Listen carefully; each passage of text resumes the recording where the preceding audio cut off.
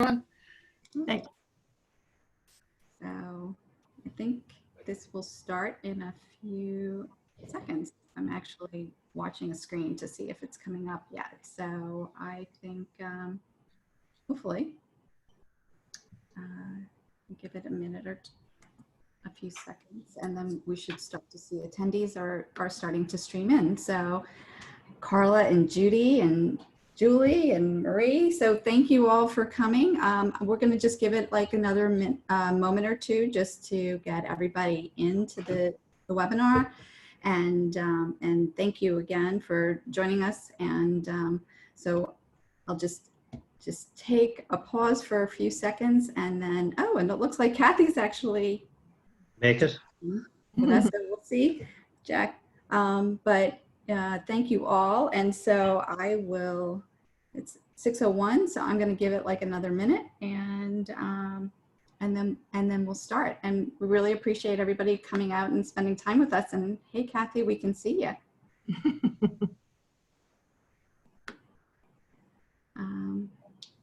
So, all right. So you know what? We have a good portion of people who have tuned in. So thank you all for coming and joining us tonight. And good evening. And welcome to our series of Long Island Grown conversations featuring local farmers and growers. Tonight we'll be hearing from 3 individuals working in the field of horticulture and growing beautiful plants for your home and landscape. We thank you all for tuning in, and special thanks to our panelists and moderator. I'm also going to give out a shout out to Kathy Kennedy, who's here with us tonight, and she organized tonight's panel. So thanks, Kathy. I'm Yvette Salcedo, and I'm with the Peconic Land Trust, and I'll be your host for tonight. I'll be dealing with technical issues, so if you're having any challenges, please, try to reach out to me, and I'll see if I can fix them. I hope everyone is doing well and staying safe and healthy, and from all of us at the Trust, we wish you the best and are grateful that you're choosing to spend a little time with us tonight. On a housekeeping note, you are muted during the conversation, but at the end we'll be answering questions from the audience. So please use the Q&A button. For some people it's at the bottom of the screen, for others it's at the top, to post a question, and we'll try to answer as many of these as possible. And please use the chat button to let us know if there are any technical problems you're experiencing. And so I'm just going to say a little bit about the Trust. As you know, the Trust was founded in 1983 with a mission to conserve Long Island's working farms, natural lands, and heritage. And with your help and the support of thousands of individuals, partner organizations, foundations, community groups, and all levels of government, we've been able to accomplish a lot. We've protected over 13,000 acres of land, including thousands of acres of natural lands, wetlands, shorelines, meadows, woodlands, and forests, and even a public garden, those of you who've been to Bridge Gardens, that provide for respite, habitat for wildlife, and protection of our water for drinking, fishing, aquaculture, and recreation. In addition, with your support, we've helped to conserve over 6,000 acres of farmland that is available to farmers growing food and many other agricultural products, including flowers and landscape materials. An important part of our mission, the use of the term working farms. We know that protection of the farmland is the first step, and it is part of a continuum that is beyond the beautiful landscape and vistas. Protecting the resource, the land, and then helping farmers to be as productive and successful as possible on the land is the next step. We've supported their efforts to provide local food to our communities through affordable access to land, administering grants and programs that help farmers grow their businesses, and offering educational programs to help maintain their high standards. All of this and more, we are able to do every day because of supporters like you. So thank you. Today's panel features dedicated and hardworking members of the Long Island's horticultural industry, each from different segments of the business, from field-grown flowers to greenhouse plants to trees and shrubs for your landscape. These individuals are committed to providing you with plants that beautify your home or business. We're thrilled to have Drianne Benner, partner at North Fork Flower Farm, Brendan O'Dwyer, Vice President and partner of Summerhill Landscapes, and Bill Zalakar, General Manager of Weiss Greenhouses, and also the current President of the Long Island Farm Bureau. And we welcome our moderator for tonight's program, Carol Isles. Carol describes herself as a marketer by trade and a horticulturalist at heart. Her professional career has taken a few twists, from distribution to software design to marketing. It was here that she found her home. For more than 20 years, Carol has been rooted in the horticultural industry here on Long Island and the greater state of New York. But the allure is not just the industry of horticulture. More importantly, it's the community of horticulture. New York has many professional associations, each serving various segments of the industry, and Carol has been a member or has sat on the boards for most of them. But the most rewarding work she does is with Farmingdale State College, the Department of Urban Horticulture, where she speaks on the importance of professionalism and getting involved in your industry and your community, and the New York State Certified Nursery and Landscape Professional Program, which certifies and maintains the knowledge and practice of professionals in the horticultural community. As the owner of Cultivated and Connected and administrative director of the Long Island Nursery and Landscape Association, Carol has found a way to practice her craft and advance the industry she loves. And so before I turn the program over to Carol, a final reminder on the Q&A. Please use the button. It's either located at the top or the bottom of your screen to pose a question to the panelists, and we'll be turning to those questions at the end of the formal program. And with that, I turn it over to Carol Isles with our sincere thanks. Thank you. I appreciate the opportunity, and we've had a chance to meet, preliminarily with this group, and I think it's going to be a really dynamic conversation from various points of view and various segments of the industry. We were all commenting on how well balanced and what a great job Kathy did putting together the panelists. But before we have the panelists introduce themselves and say a little bit about themselves and their businesses, I wanted to just, for everyone's benefit, speak a little bit about the definition of horticulture, because it tends to be one of those kind of slippery words, a vernacular that we speak within the industry has one definition, and people outside of the industry may think of it differently. So I just wanted to go over that, to talk a little bit about what horticulture means in the greater economy of New York State and Long Island, and a little bit of the history here on Long Island of horticulture. So I have put together a quick little presentation just to give us some visuals to focus on, some pretty pictures and some interesting stuff while I go through it, just a couple of minutes to kind of set the stage. So I'm going to share my screen.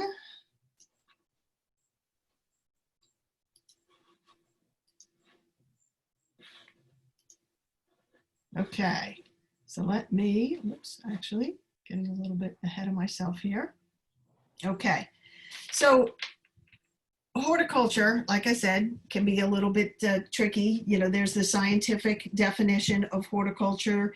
There's the more vernacular type. The term horticulture literally means the culture of a garden. And horticulture, the most succinct one that I can find, is horticulture includes the production and use of plants for food, comfort, and beautification. The horticultural industry is comprised of three areas. Pomology, which is the farming or the production of fruit and nuts. Horticulture, which is vegetable crops, which we're all very aware of here on Long Island. And here in our industry, which the broader sense is called ornamental horticulture. It's the growth and use of plants for their beauty in the area of horticulture, and that's what we're known as. But even within ornamental horticulture, there are two subsets, which is floriculture, which is the ornamental production of flowers, potted plants, and annual bedding plants. And then landscape horticulture, which includes plants for the landscape, including lawn turf, and particularly nursery crops such as shrubs, trees, and vines.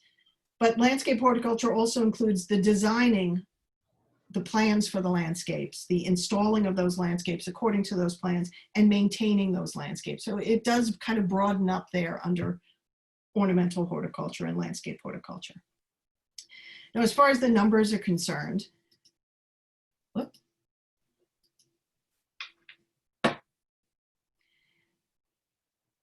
most of you probably know, because it was very well publicized, back in 2017, after being #1 in the state of New York for horticultural sales, Suffolk County dipped down to 4. And we blame that on Chobani, but that's just between us. But ornamental horticulture production, which is far and away Suffolk's largest agricultural industry, still remains #1 in New York State and 16th in the country, of all counties in the country. I put this map up here because this is a pictorial that the Suffolk County puts up. This light green here designates the land that's currently in farming. I'm going to put up some horticultural pictures and some historical pictures in a minute, so you can kind of get a context over the years. So back in 1947, these are the oldest pictures that I could get on the GIS. Historically, horticulture as a segment of the greater agricultural industry, back in the early 1900s, it was decided that the area around Patchogue, Long Island, had the sunniest days and the clearest air of any places that were convenient to the city. And it became the flower growing center for New York City flower markets. At its peak on the South Shore, it was called the City of Glass due to the number of greenhouse operations. Now this is pretty zoomed in. This is just one little section of Patchogue. And you can see, I don't know if you can see my mouse here, but these are all greenhouses here. There's row crops. This is a mixture, greenhouses here. This is a mixture of agriculture and floriculture at this point. And then in, 1984, there's still some floriculture. There's still some greenhouse operations here. This is in a neighboring village, and I took this one. This is in Bayport. And Bayport was also part of that strip, which was considered the City of Glass. And you'll see in 1947, there's quite a bit of it here, but it dwindled down. These two operations are still in business. And this one here is Bayport Flower House. And I've known the Auerta family for many years. They are an interesting bunch. Started growing roses in these beautiful old greenhouses back at the turn of the century. They're on fourth generation right now. They weren't the original occupiers of that establishment, but they are on the fourth generation now. Those greenhouses are still there. They are painstakingly and very expensively restored on a regular basis. And it's a great family operation and still there as part of the floricultural industry in Western, mid-Suffolk, but on that South Shore. As far as innovators are concerned, I'm skipping ahead. So sometime later, after the turn of the century, when the potato and cauliflower farms were struggling to compete with the large-scale commodity farms off island, it was just as landscaping was really expanding. Suburbia was really starting to sprawl, and people were coming back from the wars, and they were building houses, and they were looking for landscaping. Some of the large estates started gobbling up a lot of the horticultural material, and so the industry itself started to expand. And fortunately for the farmers, they found willing buyers in the nursery and greenhouses to fill the void and to keep the land in agricultural production. And this was important at the time. We probably didn't realize it at the time, but now we're very welcoming of that because that land, some of it to this day is still in agricultural production. I can't talk about all the innovators. There are so many innovators in the greater horticultural industry over the last century and a half.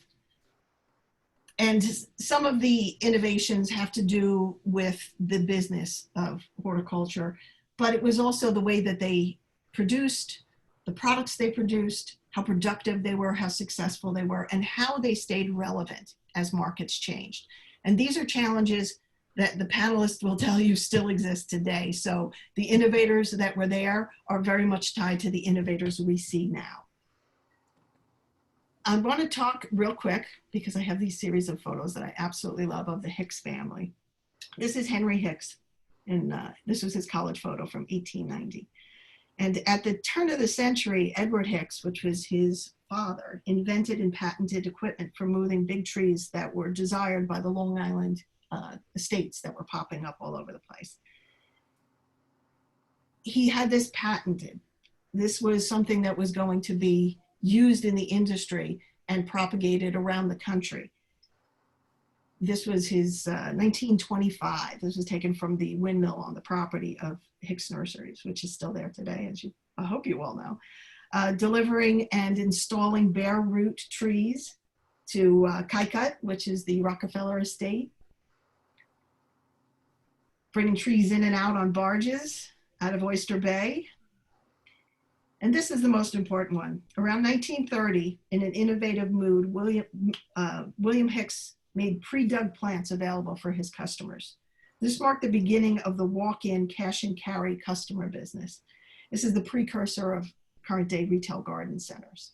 And this was all innovation that was infused right here on Long Island in the industry. And yes, the ubiquitous Taxus media hicksii, was originated as a seedling in 1900 by Henry Hicks and introduced to the trade by Hicks Nursery. So I'm going to unshare my screen. So that kind of lays the groundwork of horticulture here on Long Island, and some history, some numbers, and a profile of one or two. There's plenty of other innovators. We could probably do a whole webinar on the incredible people that have farmed this land on Long Island. But I wanted to go and have the panelists introduce themselves. We'll start with Brendan, then go to Bill, and finish up with Drianne. So Brendan, would you like to tell everybody a little bit about yourself and your operation? Yes, good evening, everybody. My name is Brendan O'Dwyer. I live in Hampton Bays with my wife and two kids. I'm originally from Ireland. I moved to Long Island 21 years ago, 1999. So I came for a short time, but I'm still here 21 years later. I worked with Summerhill Landscapes. I started working with them back in '99. Summerhill was established by Declan Blackmore, the president, and originally started working on the crews and worked my way up and became a partner and vice president of Summerhill Landscapes. During the height of the season, we have approximately 150 employees. We do everything. We collaborate. We do some design. We collaborate with many landscape architects from the US and from around the world. We do the installation, maintenance, plant health care, lawn care, irrigation, landscape lighting. So we're mainly based, our office is in Sag Harbor, and we mainly work from Southampton to Montauk. Recently, we also started a new company, Catherine's Gardens, where we specialize in the production of vegetables for homeowners at their residences, and also flower gardens, where we take care of the flower gardens, prepare bouquets for their houses, and that's it. Thanks, Brendan. My name is Bill Zalakar. I guess you could say I'm a transplant here to Long Island. I'm from Pennsylvania originally. I've been in the horticultural industry my entire life. After graduating from Penn State, I had the opportunity to come to Long Island and work for probably one of the innovators back in the 1980s, Bob Entz, with the Flower Time Company that was here on Long Island and in tri-state New York. After that, I went into my own business for 10 successful years, producing perennial liners. That's when the perennial market really started to take off. I also branched out a little bit into a llama breeding company, which is a little bit different, but still in agriculture, but not horticulture. And then after that, I had the chance to go with and join the Kurt Weiss family, which is 5 generations here on Long Island. They've been here for 100 years, starting in Queens, New York, and out to East Meadow. And now currently the main operation is in Center Moriches. The Weiss family is currently the 3rd largest producer in the entire United States. And we produce basically holiday crops, bedding plants, garden mums, perennials, things like that, that are sold to large chain stores as well as distributors and local landscapers. And then the other part of my work that I've really had a great opportunity to get involved with now currently is president of the Long Island Farm Bureau. And that's been a real blessing to myself to be able to help the entire industry out there now. So, thank you. Thank you, Bill. So I'm Drianne Benner. I am I'm put to shame by the backgrounds of my colleagues here tonight on this panel. I'm a relative newcomer to farming, basically a gardener becoming flower farmer. We live in Orient, way out on the North Fork of Long Island, and about 5 years ago, 4 of us decided to invest in our passion, which is to grow basically locally grown specialty cut flowers.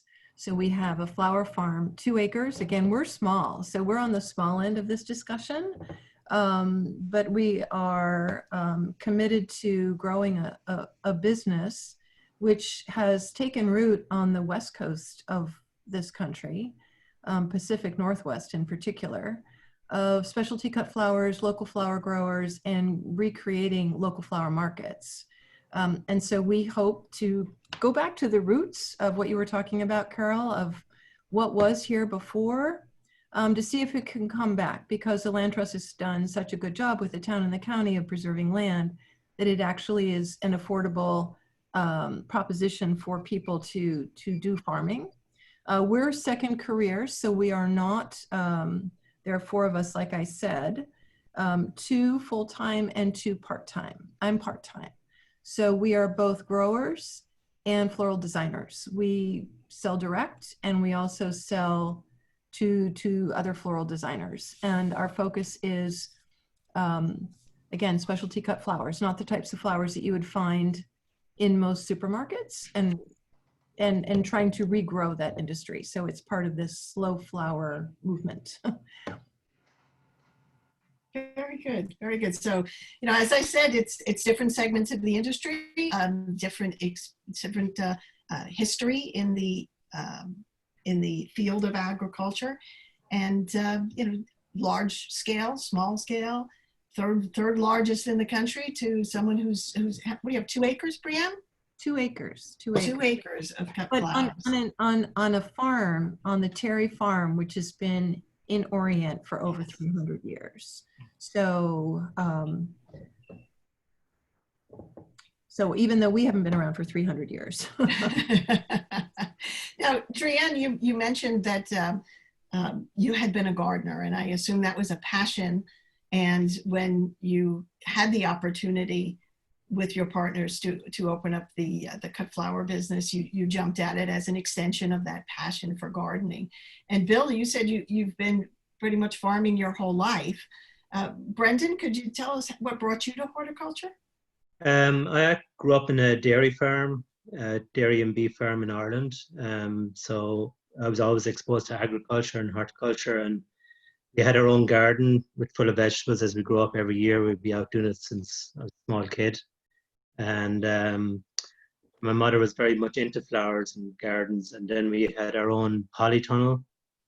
So I used to grow my own strawberries going to school and that, and I just developed a passion for it. It's unusual for a lot of people to know what you want to do in life when you're a teenager or growing up before you finish school, because it is a very hard decision normally when you're 17 to know what you're going to work in for the rest of your life. But I was lucky in one way that I went on to study horticulture in college, and then I always liked it, and then I got the opportunity to come to Long Island, to America. Always growing up, I always wanted to come here and see what it was like. We see so much of it on TV and that growing up, and I was lucky to get the opportunity to work with Declan for a summer originally, and then he invited me back on a visa, and he went from there. So I think agriculture and horticulture, I know there was a lot more agriculture on Long Island years ago, but when I came here, it's a great spot for it. So that's how my interest in it developed. So Brendan, you said you came for a summer. That was an internship? Yes, just for summer, for over the summer, just a J1 visa. So I was on that originally, and at that time, I mean, talk about the changes in horticulture over the years. I remember working on a crew, and there were no cell phones. It was like beepers. We'd have to go to a payphone for to know where the next job was, or leave a message on an answer machine and wait for a payphone to take quarters with us. And then, but now and then, so um, I went back home, got the opportunity to come back again, and I suppose I met my wife. She's from from New York, so that partly kept me here as well. Do you still use interns? Yes, we do. Yeah, we every year we have interns. We have international interns. We bring them throughout a top program at Ohio State University, and also we had a lot of interns from the U.S. colleges. And I think that's actually a great part of our business, having interns. So we all started off as interns, and Bill and Adrian, I'm sure in your business, Joe, when you start off, you learn so much, and then teaching the interns, it's good to see an intern and what they bring to a company as well. I think it's a combination of our experience, telling them, showing them what to do, but it's great having that youth and internship and enthusiasm that they bring to the company. So we have them from many different colleges around the US as well at the moment. Bill, how many interns do you take in pretty much on a given year? I really enjoy using the intern programs. It's a real experience. And at times we'll have up to 40 interns working for us that come over for a 1 year period of time from anywhere around the world that you can imagine. It's as much a learning experience for us as it is for them. I know one of the perfect scenarios is this year I had an intern that came over from South Africa, and when they had an event at the UN building in New York City, his government had actually invited him to go in and speak in front of the UN. And he asked for the day off, and I said, what is this about? And he was talking about environmental concerns of agriculture and where agriculture industry is going to go in the next 20, 30 years. And it really made me think where we are and where other countries are in horticulture and agriculture. So it is a learning experience for us as well as the interns and students also that come over. Yeah, I've heard that from many people in the industry, that when they bring in interns from either other parts of the country or other experience or other countries, that there is a great cross-pollination of ideas. And you put them in the greenhouse and they're being instructed how to do a task, and they say, well, we do it this way back home. And sometimes that turns out to be the better way, and it would never have been uncovered without that relationship. And now, Drianne, all four of your partners, all four of you, you work hands-on in the operation? Yeah, in different ways. So hands-on meaning hands in the dirt. Yes. Yes. Most of us, we all have different skill sets, and I'd say that two, my Charles Sherman and my husband Kevin, they are the ones who are full-time, and they are working in the field most of the time.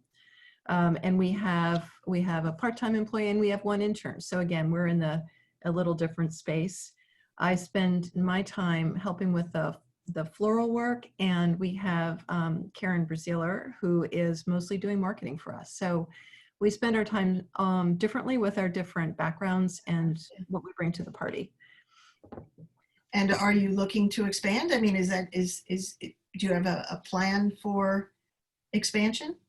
Well, we would love to expand, and I think I mentioned this on our previous discussion, is that Labor is one of the challenges that we have. It's a little different because we're looking for, basically we would love to have some young people who would like to come into this business and work in the field, and it's not easy work, right? And it's not necessarily what's in style. It might be in style on the West Coast, and there might be pockets, but we are looking for those young people who would like to come into the business and help grow it. So yes. Very good. I would totally agree there on the labor. That is for any size business, whether you're a small business or big business. I'm sure, Bill, you're the same.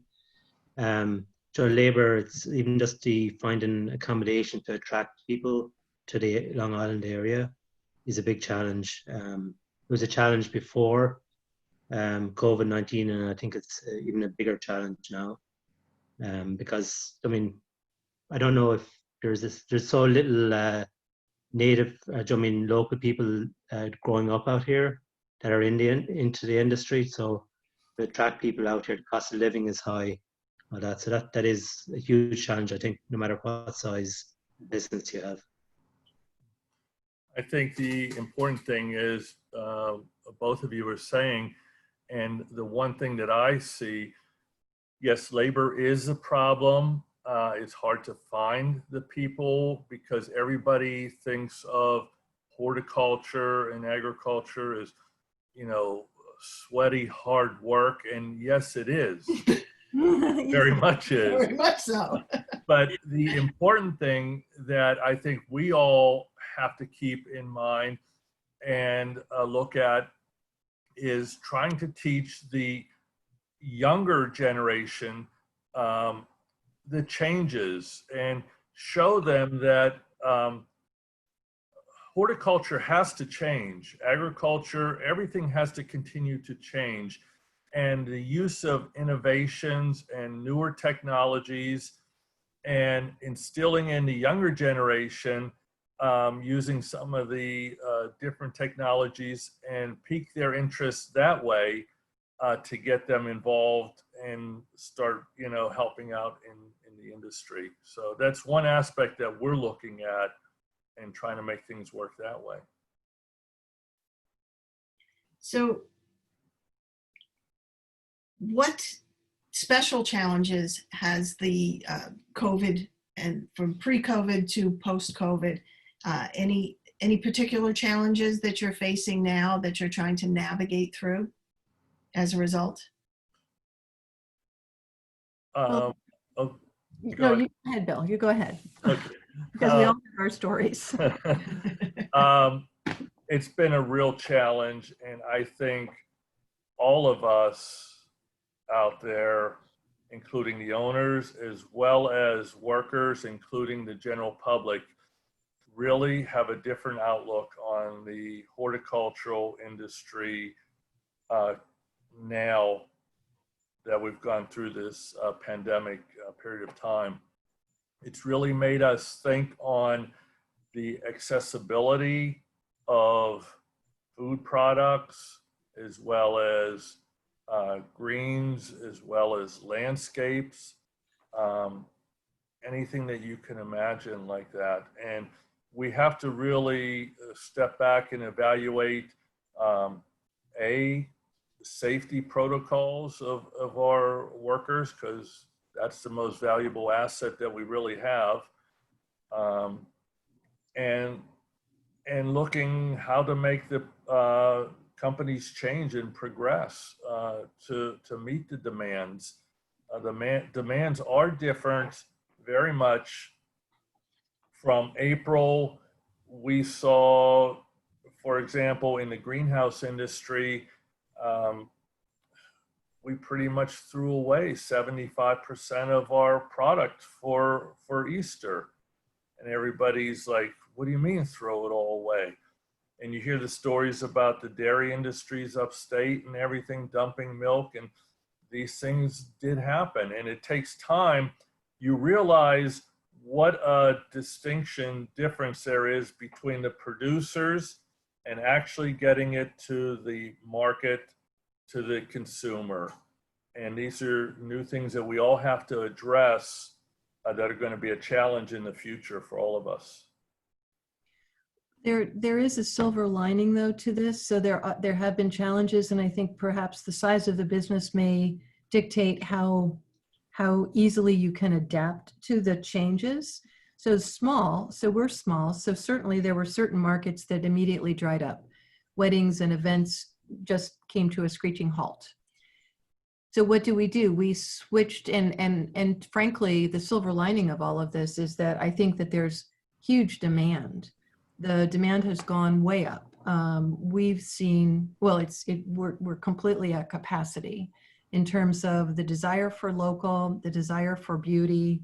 I think in all of what we do, people are looking to their backyards, their homes, and what they can bring to themselves. So the silver lining is the demand side has gone way up. If you can flex your business model into that so that you're not supporting the floral business, the floral trade, the floral design work, and the weddings and events, but you have now an expanding CSA, you have expanding work and desire for lots of floral designers are looking for locally grown flowers, for locally grown almost anything. I mean, we've gotten so many inbound calls from people in New York City looking for that. So I think that's actually an interesting spark for our businesses to look at. I think it's, again, we've seen the demand side go way up.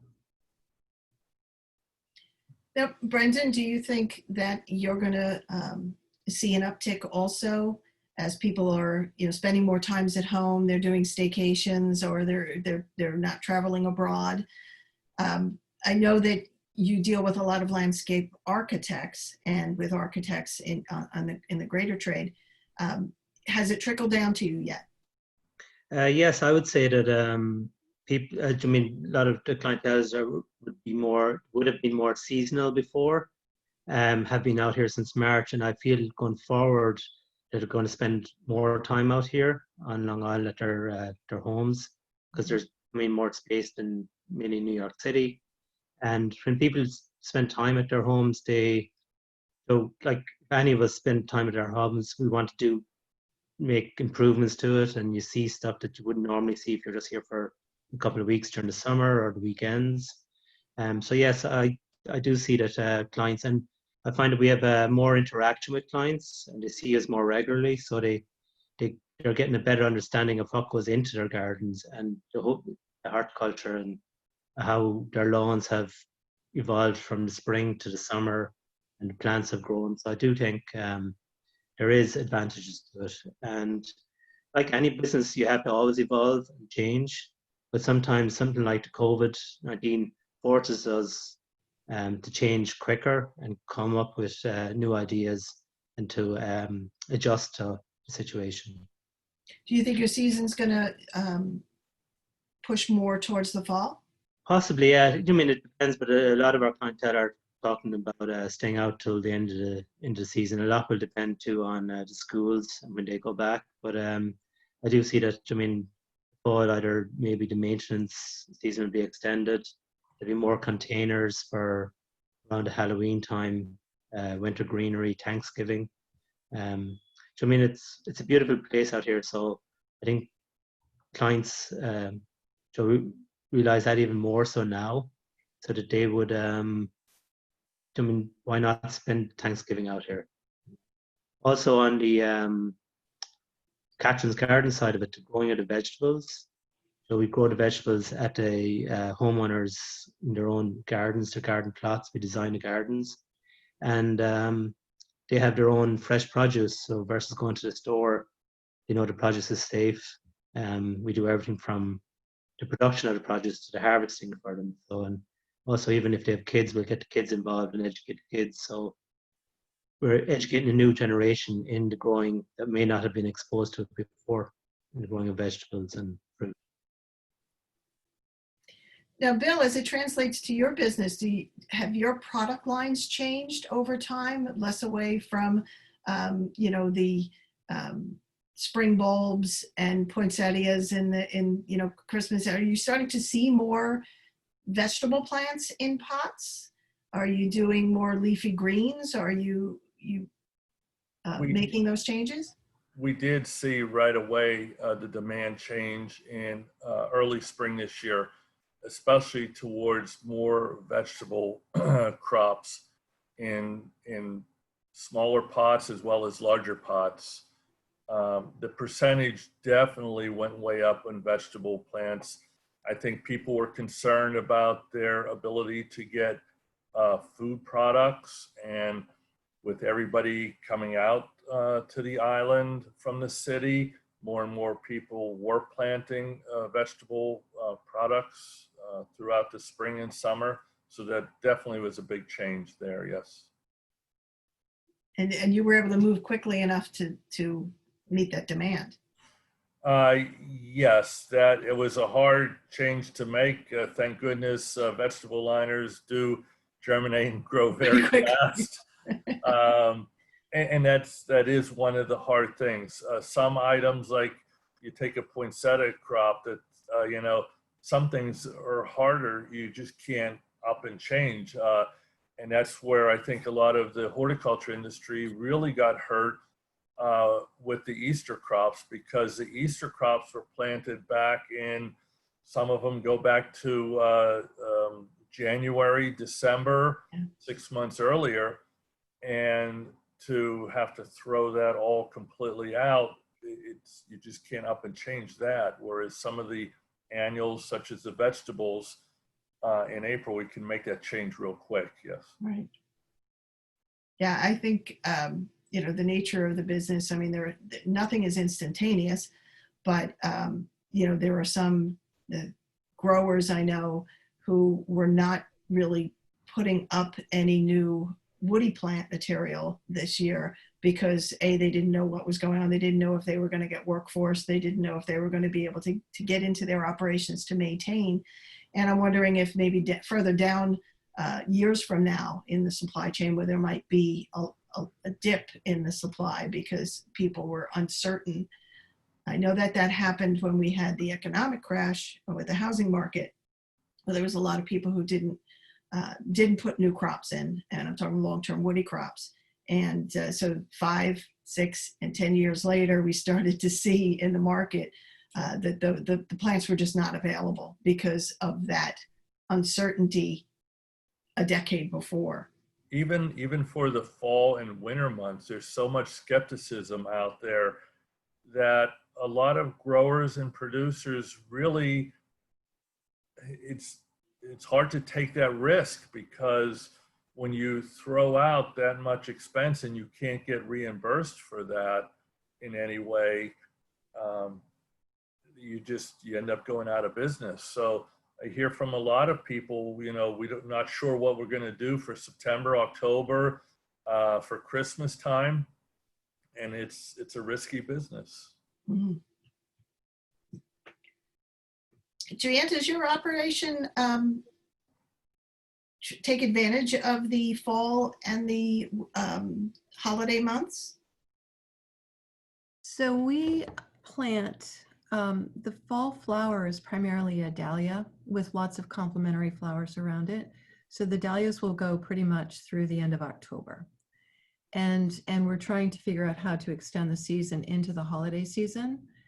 So each year we basically get a little bigger and we learn a little bit more and we extend. So we bought another hoop house so that we can have dahlias, deeper into November.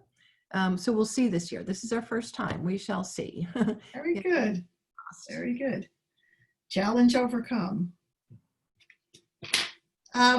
I wanted to finish up with something that Drianne, because we wanted to save some time for the Q&A, correct, Yvette? Okay. There was a discussion beforehand for the people who are listening in about what the future for agriculture, the greater future of agriculture on Long Island was going to be. And I know that it's something that everybody has thought about and worried over and, played out various scenarios, but I'm sure that all three of you have some strong feeling one way or another on where the direction of agriculture would be. So Drianne wanted to see if everybody could, weigh in on that. You want to start that, Drianne? Well, I'll start it in the way that we sort of are approaching agriculture and farming, which is the small farms and the boutique. Let's call them small specialty farms. If and again, the Land Trust has done such good work with the towns, the municipalities preserving land, that there is land accessible. Again, if the labor issue can be addressed and solved, and affordable housing can be provided, like all these things, I think there would be people who are interested in doing this type of farming. And then the growth of markets to support local farms. So it seems the Hudson Valley, frankly, has done a pretty good job of developing markets into New York City. And it would be interesting to see how Long Island develops, particularly the North Fork and parts of Suffolk County, into Long Island and into the New York City markets. And I'm curious to know what Bill and Brendan think, because, you know, in places like in Holland, horticulture is such a huge industry. And I don't know if, you know, the country has got so many greenhouses and there's such leaders in production methods.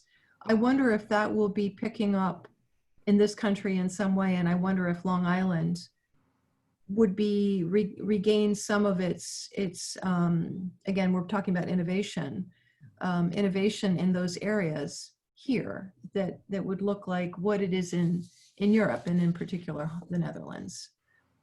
I think you're definitely going to see a real change, as we already have.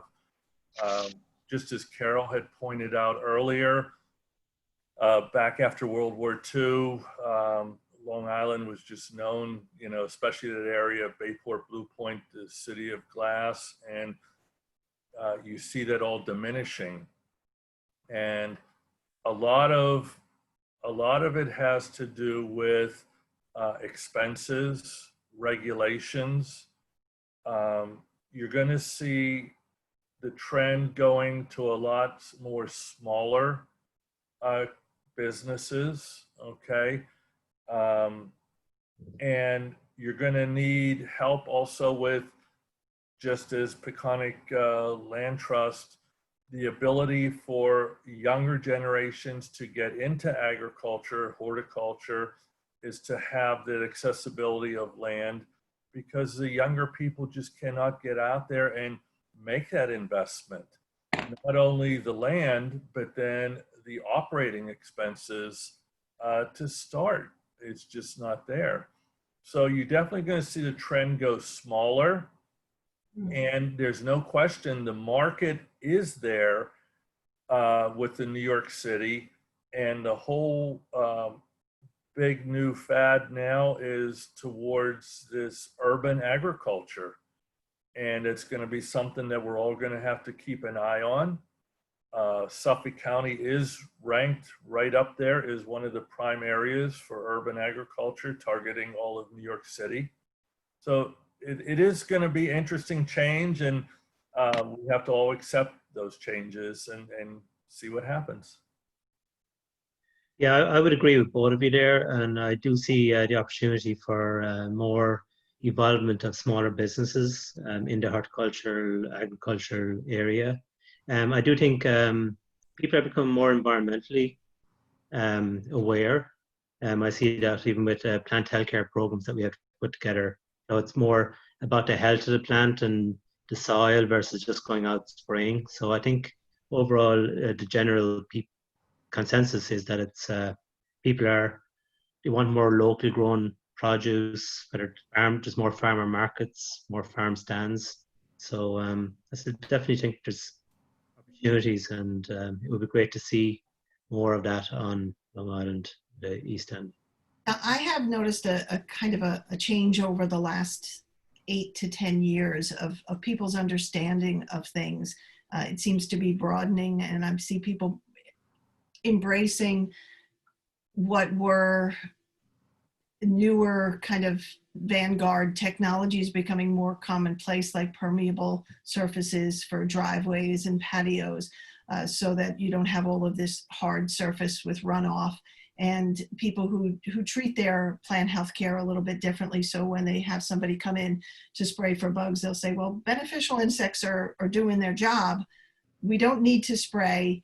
We're going to just give it a week and it should take care of itself. And people are accepting of that now. They're not quite as knee-jerk reaction to, well, let's just, spray or get rid of the plant or whatever. They're starting to be a little more accepting of that. And I think that's the sustainable aspect of it.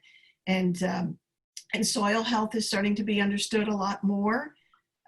Something near and dear to my heart. And I know Drianne says that she's got a project underway with soil health. And we understand as an industry, most industries are bottom up. Yeah, they use that term all the time, but in our industry, it's quite literal. Everything starts with the soil, whether it's planting medium or it's in the ground or if it's a landscape that you're maintaining over long periods of time. It starts with the soil. Drianne, do you want to talk about the project?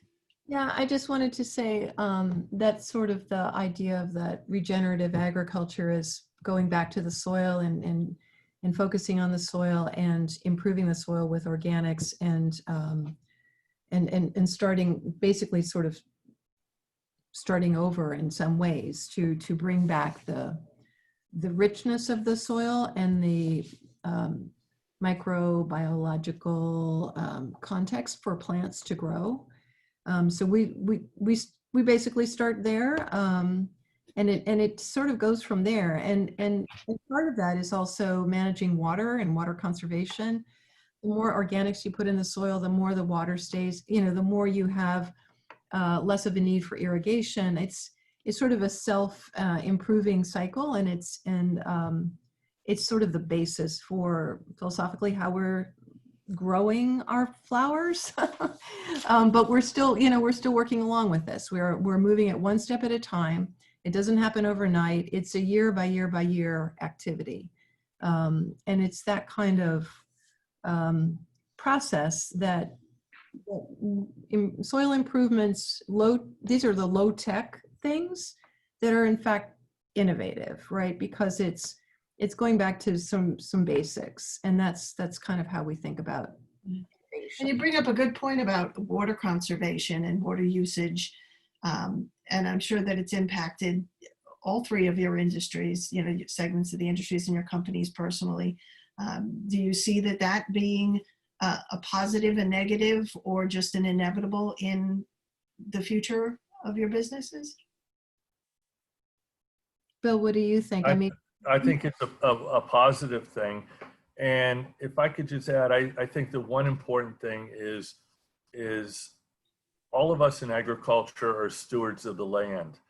And in no way do we want to harm the land, because that's what really provides our businesses and that. And I think it's also important with the community and the general population out there, educating everybody about what it takes to produce stuff and what we do in agriculture and how we're making the changes with water conservation and insect controls and things like that. So it's important that the general public understands all of that also, and that they're aware. Basic thing is organics. Why do some organic crops cost a little bit more? And there's reasons behind that. It does take a different approach for all of us. Brenda, do you find that the landscapes that you develop and maintain are changing the focus, or at least taking a stronger account of the focus for water conservation, runoff prevention, those type of sustainable issues? Yes, I would. Yeah, there's more. I see more landscapes are more native, using more native plants, and some rain gardens as well. So I do think that maybe a lot of the landscapes now, they're not just this mass of green lawns. So you have a lot of native plants, especially around the perimeters and that. So I definitely see more sustainability and That's coming from, say, landscape architects, but also from the clients talking to the homeowners. They seem definitely more aware of that and conscious of the environment. Very good. Yeah, and I think that is a good thing, and it seems like all three of you are primed in your own companies to react to that positively. Yvette, do we have any? It looks quiet. Questions? It looks like the audience is a little quiet tonight. But Well, we got 24 participants out there, and I'm sure that there's something that was said along the way that you wanted to expand on, or questions, or something we haven't covered that you wanted to ask about. But I'm going to ask kind of maybe a leading question, Bill, a little bit. We were talking about more access for products to New York City. Bill, did you want to mention? I think, right? So the Long Island Farm Bureau is sponsoring farmers markets a little closer to the city in the next 2 weekends.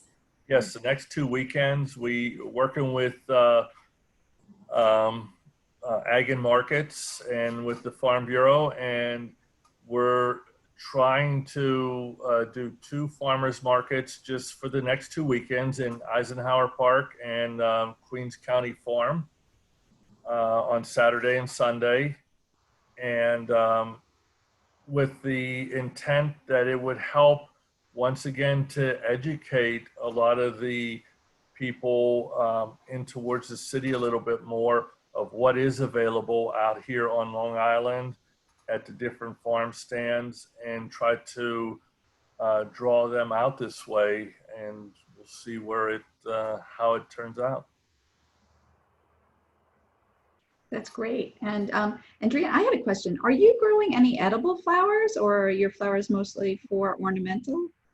So we are mostly ornamental, but one of our growers on the farm is also growing edible petals. So Jerry Woodhouse is growing edible petals. So she does produce products in her kitchen from the flowers, and yes, so they're also sold at the farm. Yes.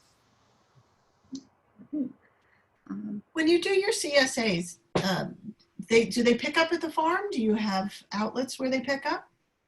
So they pick up at the farm, and we also deliver. So we just started delivering to the South Fork 2 weeks ago, 3 weeks ago. And now that's becoming a bigger thing. So that's, each step of the way is for us another big expansion. Small farm.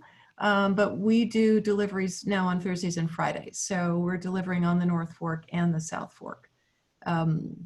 So the next thing would be to deliver into New York City, which would be quite a leap for us, quite a leap. We did get, so there was one comment from a man named Mohammed, who is a Northeastern School of Law graduate student, and who's thanking for taking time out of busy schedules to interact. In fact, I'm doing an intensive master's of law that is geared in law and economic development with a particular emphasis on agriculture, health, and education. So good luck, Mohammed, on your degree. And then there was a question from Mary Ward. Does the East End have a problem with jumping earthworms as described in the recent New York Times article? I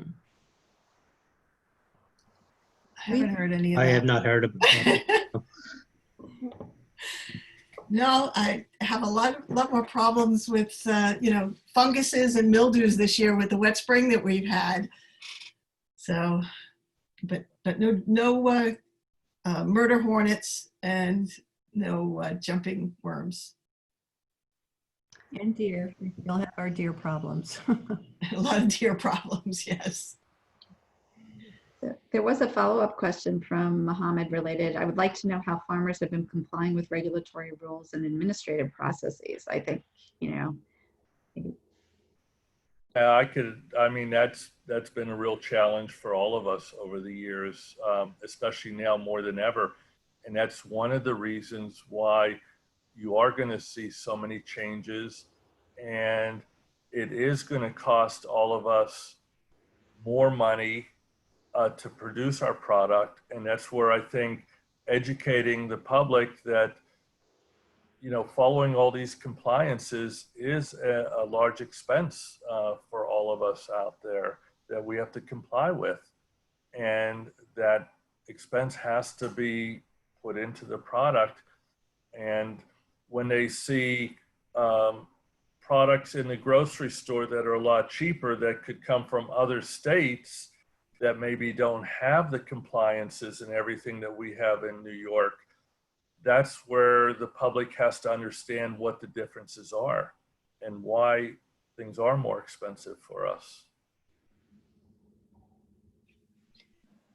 Brendan, Kathy Kennedy was asking if a reduction in lawn area is desired, how does Summerhill create a plan to be sustainable going forward? And I assume she means that the client is asking for a reduction in the lawn. Yes, it's just when I was talking about the client, not I think first of all, I think the property, the house sizes are getting larger, the footprint, so the actual area of the landscape is smaller than some of the older estates in the East Hampton, Southampton, the Hamptons. But when I see that they want more different areas of the garden than just an expansive lawn, necessarily. So then that's where there's a lot more emphasis on the native plants, so attracting the hummingbirds, the butterflies, and that. So that's yeah. There are some people who garden specifically for pollinators. Mm-hmm. yes, and bees. Bees is another area that clients have beehives, so they have their own honey on the property as well. Right.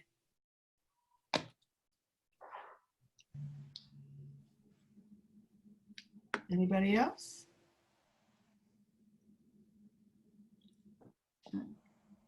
I think, well, and we are right at 7 o'clock. So I think this is a perfect segue into thanking you all and thanking everybody for sticking around and participating in today's conversation. We really appreciate it. And so I just want to remember to thank everybody. So thank you, Carol, Brendan, Bill, and Drianne, and thank you to our audience for being here. I really appreciate the time and the care that you've given to participating in these programs, and it's very much appreciated by all of us at the Land Trust. You guys are doing great work and important work here on Long Island, and so we thank you for all that you're doing. Before we go, Mohammed had a third follow-up, and he says he lives in the Hamptons for the summer. How do I go about securing an internship on a farm? He's really doing his research for his degree there. I could add in on that real quick. The internships are getting very hard to secure the way things are going. The only hope that all the international interns actually are shut down at this time. Does that open up for somebody like Mohammed who wants to do an internship? Well, he could locate, I know, through Ohio State, and they do have interns that are available from inside the U.S. That are at different universities that he might be able to get a hold of somebody, through them. Now, Brendan, the interns that you bring in, you bring them in through those. But if do you have a open internship where local people can apply? Yes, absolutely. And we've have a couple of local people, one from Sag Harbor this summer. We had a girl from East Hampton and Sag Harbor last year. So, and they're attending different colleges. One is attending Cornell, another one was attending Clemson. So yeah, absolutely. We're open we do take international interns through Ohio State that Bill mentioned, but local interns, if they contact us about the internship, we'd be open to discussing the internships with them if a suitable time of the year works. One of the programs that I'm working on with Farmingdale State College, part of their urban horticulture department, is to develop an internship program that's credit worthy. So it's a paid internship, but they also get credit towards their degree. Yes. And, Yeah. unfortunately, we were just starting to gain momentum and put together meetings. And then the COVID hit and everything shut down. So, but hopefully by next year, for the horticultural industry and the floricultural industry, we'll have interns, an opportunity for credit-worthy internships. And the state colleges, the SUNY colleges, are requiring an internship before their degree can be completed. So it's become, before it becomes an actual requirement on the books, we're trying to get the infrastructure in the industry set so that expectations, milestones, interactions with professors, making sure that that the students are getting the educational component of the internship and they're not sent out in the field to just weed. So, but it's something that it is underway. Very good. We have 3 interns from Farmingdale this year.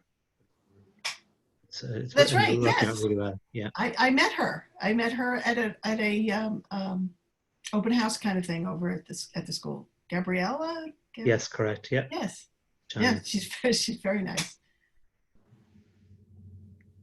That's great. Well, so Mohammed, hopefully that was helpful, and you can always send us an email at the Land Trust and see if we hear of anything. We're happy to pass that along. So again, thank you all for participating tonight. Thank you for your thoughtful responses and for the care that you're giving to our landscapes and to our people here on Long Island.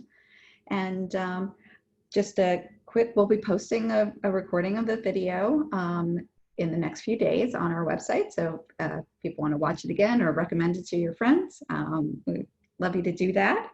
And we'll probably have our next Zoom educational program will probably be in the fall. In early September, we're looking at a program on talking about being tick smart on Long Island. So, which is something that I know everybody cares a lot about. And the other, I'll just plug, we're doing our Through Farms and Fields celebration of our local bounty on August 2nd. And so it's a free program for anybody to attend. Information on our website for registering. It'll be a Zoom program because most of what we're doing these days is virtual, except for the land that we're tending out at, at Quail Hill and at the Ag Center and the Bridge Gardens and our stewardship staffs on the land. But we're doing most of our educational and fun programs virtually this summer. So we're grateful for you for attending and participating, and we look forward to seeing you on Zoom soon. Good. So I wish you all a good evening. And thank you. Thanks, Yvette. Thanks, Thank Cara. you. Thank you very much.